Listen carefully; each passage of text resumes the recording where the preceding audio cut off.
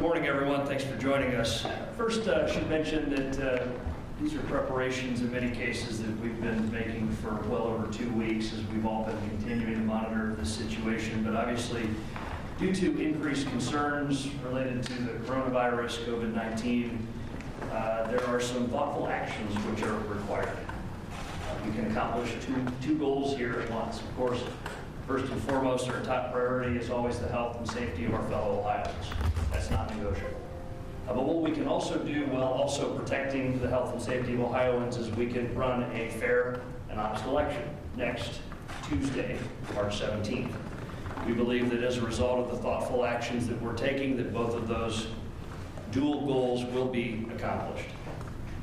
I want to thank the team from the governor's office, Governor DeWine's office, as well as Dr. Acton from the Ohio Department of Health, and all of our partners, including our 88 county boards of elections, all of you in the media, as well as our community partners that are going to help us to make sure that this happens.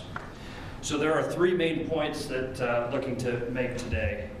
First is the relocation of polling locations at senior residential facilities. Second is vote from home opportunities. And third is following best practices. So in that order. Yesterday, I ordered all 88 counties to relocate any polling locations from senior residential facilities to alternate locations. Obviously, that's a big step and it requires a lot of work, and our county boards of elections are working to do that right now as we speak. Part of the process there will be to make sure that we take every step possible to notify every affected Ohioan of the relocated polling location. We're going to be using a variety of means to do that. We're going to first also rely on you all in the press to help spread the word on that. We're going to use our social media, our website, and we're also going to work with our community partners, those voting advocacy groups that have for so long been engaged in the important work of helping Ohioans be informed voters. Folks like the League of Women Voters, and Jen's here from the League, folks like the NAACP and the APRI, and also all the different candidates that are involved in this election. We're going to make sure that they have that information to get out to their various supporters about the relocated polling locations. Second, vote from home. Ohio has many opportunities for voters to vote from the comfort of home or through early voting. In many ways, we are way ahead of many other states throughout the country in providing a lot of those opportunities. And the good news is Ohioans are taking advantage of that already. We've seen increased numbers this year over the 2016 election cycle of the adoption and use of early voting opportunities and vote from home opportunities. A couple things to point out on there. There is still time to request your vote by mail ballot. That is done at voteohio.gov, where you can print the form and mail it to your Board of Elections. You should act quickly, though, because obviously the election is 7 days away. Mail in your absentee ballot request. Your Board of Elections will promptly mail you your ballot. It has to be postmarked by the 16th of March, which is this coming Monday, or you can drop it off at your Board of Elections or have a family member drop it off at the Board of Elections on Election Day.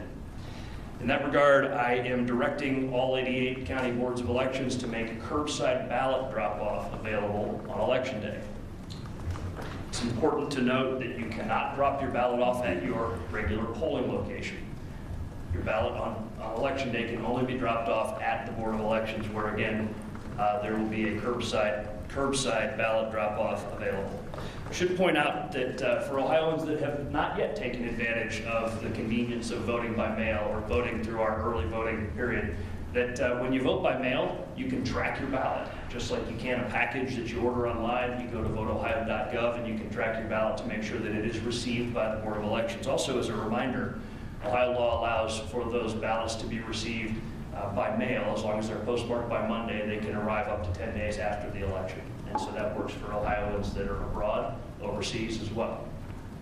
Also important to point out that, again, that has to be postmarked by the 16th. Again, early voting hours continue all this week and through this weekend. Polling locations, the early voting locations are open until 7 p.m. Through Friday this week, and they're open on Saturday and Sunday as well as Monday until 2. And so there are plenty of opportunities for both vote by mail and vote from home. The third point, following best practices. Many of these are the things that we already know what to do. washing our hands, maintaining safe distance, avoiding things like handshakes and that kind of thing during this emergency. But also, we are working with our boards of elections to make sure that they have the most up-to-date information on best practices for sanitizing voting machines and providing hand sanitizer and that kind of thing. We are working with the Ohio Department of Administrative Services as well as the emergency management agencies in the various counties to obtain supplies. If that is not possible, then we will make funding available to help defray the cost of boards of elections purchasing hand sanitizer and the sanitizing wipes necessary to follow the guidance for wiping down the voting machines. Of course, those health guidelines are meant to keep our poll workers and our voters safe so that it is a safe experience on Election Day.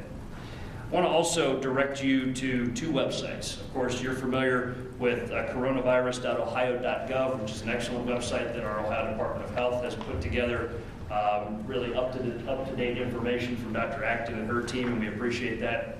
We're also announcing this morning the launch of a website called voteohio.gov/coronafax. Again, voteohio.gov/coronafax. That's the official Ohio Secretary of State website for information related to the coronavirus and the preparations that we're taking to ensure a safe election experience for everyone. That voteohio.gov/coronafax will be the place where we will post the best practices available for the sanitizing of voting equipment. It will also be the place where we post the latest information that we receive from Ohio Department of Health and CDC for how we make sure that this is a safe experience for everybody. It's also going to be the location to check for up-to-date changes on your voting location. Again, voteohio.gov/coronafax.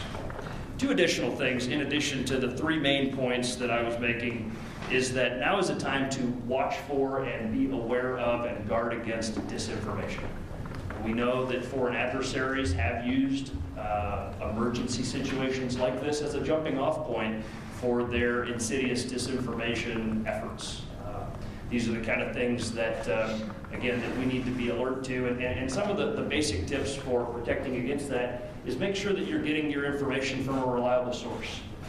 Get your information from a credentialed journalist. Get your information from a .gov website. Get your information from a trusted source such as that. Of course, if you are aware of or if you see any such disinformation operations underway, please make us aware of those so that we can push back on those. And that goes to all of you in the press as well. This is a team effort for sure. The final thing that I want to mention is that we need poll workers. I would especially encourage my fellow veterans to consider it.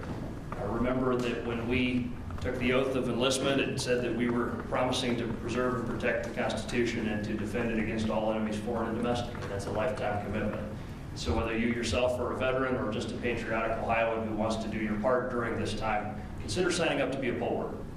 There's still time to get the training needed. Our boards of elections would be happy to have you. You'll get paid for it. But most importantly, it's an opportunity to help make sure that we have a secure and honest election for all Ohioans this coming Tuesday. Additionally, we're asking state employees to consider it, and we've got an email that we're sending out to state employees to consider taking the day off on Tuesday to be a poll worker.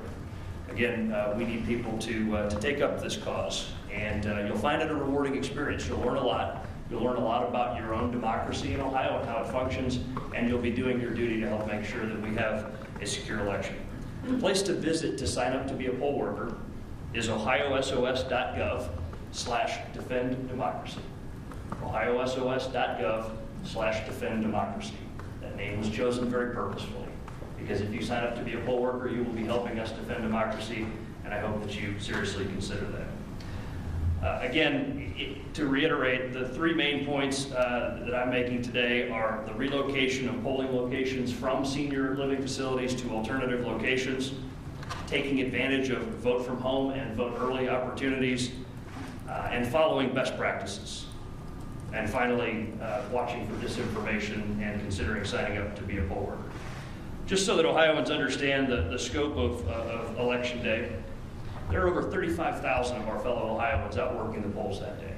Think about what a large mobilization of our fellow Ohioans that is. 35,000 that are out working the polls, doing this important, by the way, bipartisan teams. In a time where it feels like Republicans and Democrats can't agree, what day of the week it is, at every polling location throughout the state, you've got Republicans and Democrats working together to do this very important task.